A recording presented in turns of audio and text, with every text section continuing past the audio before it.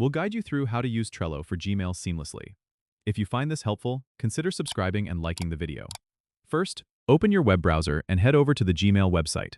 Make sure you are logged into your account. Once you're in, look for the G Suite Marketplace icon, which is usually on the right side of your Gmail interface. Click on it and search for Trello for Gmail in the search bar. When you find it, click on the app and then click the Install button. You might need to give it permission to access your Gmail, so go ahead and allow that. Once it's installed, you can start using Trello directly from your Gmail. Now, open an email that you want to add to Trello. You will notice a Trello icon in the right sidebar.